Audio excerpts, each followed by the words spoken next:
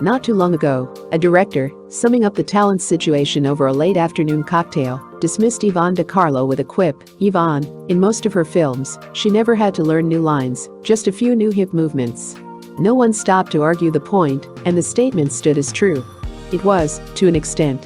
To Hollywood, the smoky-eyed beauty could be counted on for some spectacular shipboard cheesecake and a competent Western picture, but no one took her seriously as an actress. Most people, if quizzed, probably couldn't remember the name of the last picture they'd seen her in: Casbah, Buccaneers Girl, River Lady or Frontier Gal. The directors and co-stars varied, occasionally the scripts, but Yvonne, whether a dance hall siren or a Midwest harem beauty, came out as always, sultry and sexy. In fact, it is claimed she once said she played so many Western and harem dancing girl roles that, when she awoke in the morning, she automatically reached for a 6-gun or 7 veils. Yet today Yvonne De Carlo is being considered, among strong competition too, as a top dramatic actress. Just weeks after the premiere of The Ten Commandments, she was rumored for Academy Award consideration, and producer-director Charles Martin, who worked with her in Death of a Scoundrel, remarked, "Miss De Carlo is no hula-hula dancer but an actress. She can go all the way, from high comedy to tragedy." Demily, himself, pointed out with pride, "It's fitting that Yvonne ends up as a star on the very lot where she started as an extra. Audiences will now see her as the really fine actress she is." "It has all been gratifying," Yvonne says quietly. "I can't play June Allison roles, so I don't mind doing Scheherazade or Cleopatra. But I'd like to become known, if possible, as a first-class actress rather than a first-class linker. Not that I'm complaining about my former roles," she'll quickly add. "After all, where would I have been without them? Hollywood's been good to me. So have the slinky heroine roles." An astute businesswoman, Yvonne has a spacious Coldwater Canyon home, a drawer full of used travel tickets and an impressive bank account, and until a year and a half ago, an impressive title, the world's most beautiful bachelor girl. During those days, columnists used to go into tantrums trying to keep up with her escorts. Her date list read like a page from Burke's Peerage and included a shah, 2 princes, a lord and at least 2 millionaires. About her gypsy life and her travel treasures, the rugs from Iran, inlaid tables from Egypt, chairs from Africa, they were all part of a life she liked. "If you told me then how drastically my life would change, I wouldn't have believed it," Yvonne says today. A stay-at-home gypsy, her wardrobe fails to include one diaphanous robe or buckskin skirt. Instead of counting her jewels, she's busy measuring formula and keeping track of her husband's socks. As for the harem wiggles, well, they're a thing of the past, as Yvonne has discovered that she doesn't have time for all the opportunities corning her way. Happiness and satisfaction seem to touch everything Yvonne reaches for today, and yet, she'll admit, nothing was planned. Things just began to happen. Early one morning she answered the telephone. "Yvonne?" asked the voice on the other end of the phone. It was her agent. "Do you know about 10 Commandments, don't you?" "Know what?" she asked. Of course, she knew about the picture. Everyone in town did. "What about it?" she asked. "Great news," the voice sounded breathless. "The part of Sephora, Moses's wife. Until today, that part was wide open. Not anymore. Guess who's got it? You. Demily wants De Carlo." Not until weeks later, in conversations with Mr. Demily, did Yvonne find out how, without asking, she had won this important role. Demily was in the process of casting and was considering Nina Foch for the role of Moses's Egyptian foster mother. Miss Foch's agent suggested that he see an earlier Foch movie called Sombrero. A date was set, and Demily, with a few of his staff, was shown the film in the studio screening room. "Foch was fine," he commented to an assistant. "Cast her." And he started to rise to return to his office. Suddenly, looking up, he saw a tormented, sadly beautiful face, veiled in a Mexican shawl, flash upon the screen. Sinking back into his chair, he watched the scene through. When it was over, he had reached another decision. "Give me that face," he ordered. "That's Sephora." "Sheer coincidence," explains Yvonne. But her performance in 10 Commandments was not. The praise she won from the critics and fans was the result of years of experience. Born in Vancouver, Canada, as Peggy Middleton, she borrowed her grandmother's far more glamorous name of Yvonne De Carlo. She showed creative promise early in girlhood, writing and producing and acting in neighborhood plays for which she charged 2 pennies for the boxes down front, wooden packing boxes, that is. At 11 she sold a poem to the local newspaper for the magnificent sum of $5, and when only in her teens, she was already appearing in little theater groups. With her mother's help, she saved enough money for 2 coach fares to Hollywood. Once there, she proceeded to starve. When her visa and her mother's expired, they returned in failure to Canada. The maiden voyage to Hollywood should have been discouraging. But again Yvonne and her mother cut corners in the kitchen, walked to work to save the money, and eventually saved enough for the bus fare back to Los Angeles. More fortunate this time, Yvonne found a job hoofing an NTG's Florentine Garden chorus line at night.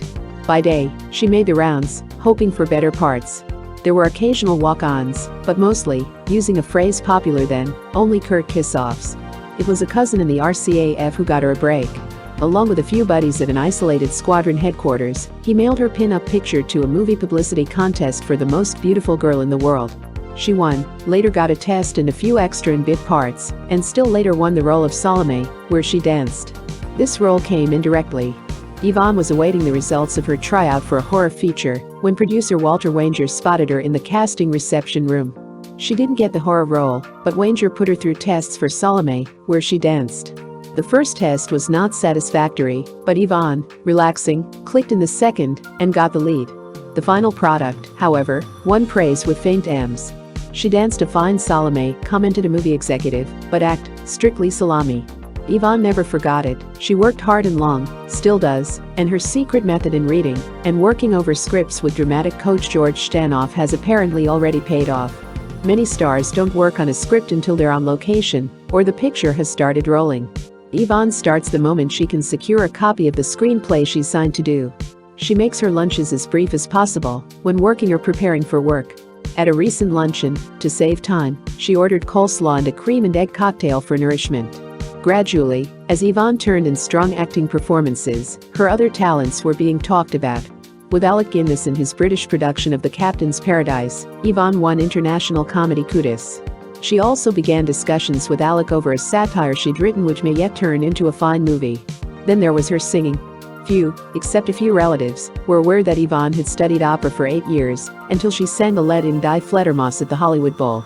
Recently she switched agents, going over to MCA, which handles singers like Eddie Fisher, to begin an expansion into the record field. This was a natural sequel to a recent guest appearance on the Perry Como show, when as an unexpected switch she gave Perry some competition. The reaction was so strong that she's now rehearsing with a group of her own, the Maskers, and considering a recording contract. Yvonne is beginning to expand in other professional areas, but she has always been respected and admired as a keen businesswoman. She'd be stiff competition for any General Motors VP, remarked one friend in candid amazement. The early years of near poverty in Vancouver had taken care of that part of her education. The home and acreage Yvonne bought in 1949, for example, could now be subdivided into family-sized lots, and she could multiply her investment on the land alone. While 10 Commandments shut the harem door for Yvonne forever, the film opened another for her. Until the picture, Yvonne seemed to have worn a special Cupid-proof armor plate around her heart. Friends who know her well blame the fact that she came from a broken home. Yvonne doesn't talk about those days, but it's said her father separated from her young mother just before Yvonne was born. Her childhood was saddened by this in poverty.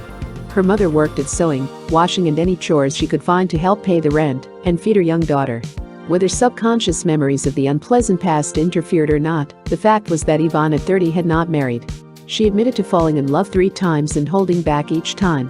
She was glad of her decisions, she says, when she met Bob Morgan.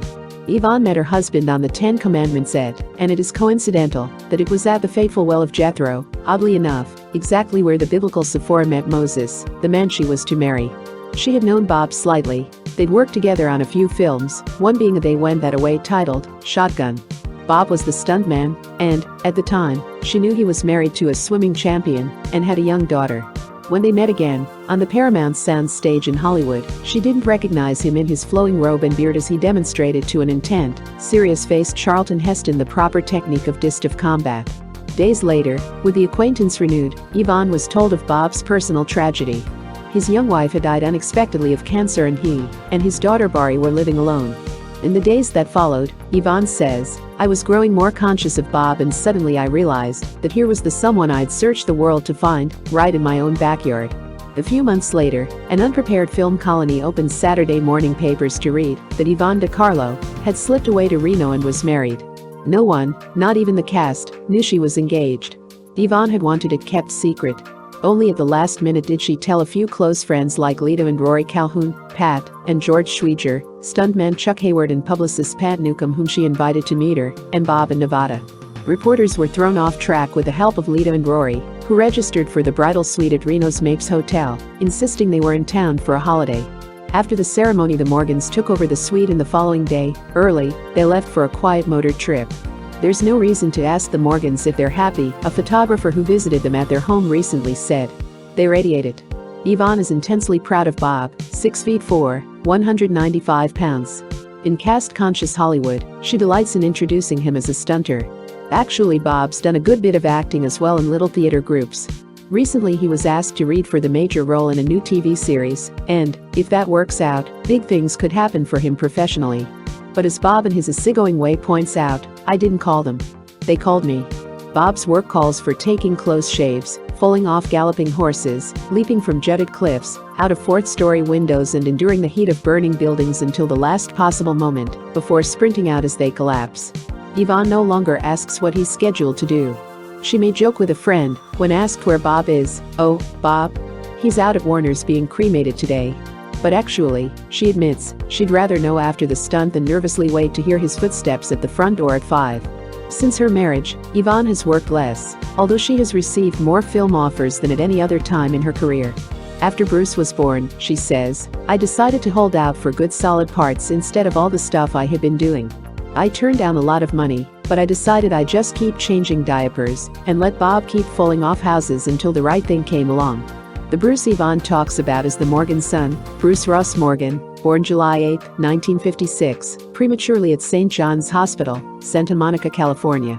A well-built, husky little blonde baby, he probably has done more to domesticize Hollywood's most glamorous siren than anything else. "Actually, I'm a little overwhelmed by him," Yvonne will admit, staring at him sheepishly. "I like children, but I was never wild about them. In the past, I'd pat other people's babies on their tousled heads and compliment their mothers, but Bruce, well, I've never felt this kind of love before. We had a party a few months back for him. You should have seen him turn on the smile." Mrs. John Payne said she'd never forget it. And Luella Parsons said he was such a well-behaved and charming boy that she'd babysit for us any time. Stopping, Yvonne smiled and then apologized. "Oh, I'm sorry, it might be boring. But it's such a joy, having a son and a pretty 9-year-old daughter." Bob's daughter, Bari. Bob has contributed a lion's share to Yvonne's happiness. He is easygoing and a great relaxer for her, explained a friend who's known Yvonne since she first came to Hollywood. Hardworking, serious, Yvonne has a tendency to tie up, get a little nervous. Bob's friendly and nonchalant, and just as casual about discussing his occupation, nothing to it. It's a science nowadays, as he is about discussing the many decorations he won in the Navy during World War II. Everybody has them. About a month ago, Warner Brothers announced that Yvonne had snatched the important lead opposite Clark Gable in Pulitzer Prize winner Robert Penn Warren's Band of Angels. The role was of Scarlett O'Hara, Gone with the Wind importance. "The week before," explained Yvonne with her typical candor, "I was in suspended animation, all wound up. The night after my role was confirmed, I was up most of the night with all the wheels spinning, about leaving Bob and the kids to go on location in Louisiana, wondering the best way to do it and running through dozens of domestic decisions. Strange talk for a girl who, to quote a friend, traveled enough to qualify for Secretary of State, and who herself said, travel was a disease with me. I was always eager to take movie assignments that took me to new and exciting places on the other side of the world." Still sultry, still beautiful and still glamorous, Yvonne is definitely a different woman these days. With no full-time cook, she's learned to prepare more than a few exotic dishes like shish kebab, which she learned to make in Egypt. A family needs breakfast too. She's still trying to master poached eggs, they always seem to stick in the pan. But the days of restless wandering, of looking for something she could never seem to find are gone. There are moments, she confided, when she thinks about flying around the world in fast jets, and of hunting curly-horned mountain goats with an escort of heavily armed palace guards galloping swiftly behind her. And the past is full of such memories, like her adventure in Cairo some years ago. It was a beautiful afternoon, as Cairo can be late in the day, after the heat had subsided, just before sunset. Prior to leaving the hotel, Yvonne had been warned, come back from the native quarter before dark. But becoming fascinated with the exotic handloom tapestries in the crowded open-air marketplaces, I forgot the time, Yvonne explained. It had become dark before she left, and, as she turned a corner into a narrow dirty street, she suddenly sensed that someone was following her. Taking a quick glance, she saw a stocky, swarthy man behind her, and not a policeman in sight. She speeded her steps, almost running, then stopped suddenly. The man behind was running too. Breathless, she couldn't go on, so she turned and stood facing the running figure. The man drew closer then, with a low bow, he asked, "You are American, no?" "Yes, I am." "You make cinema, no?" "Yes, I do." "You are named De Carlo?" "I am." "Aha, so I thinked." He drew closer. She pulled back. He came closer, then in a swift movement, he pushed a crumpled piece of paper at her. "Mies De Carlo," he said slowly, "is it that I may have your, autograph? No longings for such memories?" Yvonne claims not.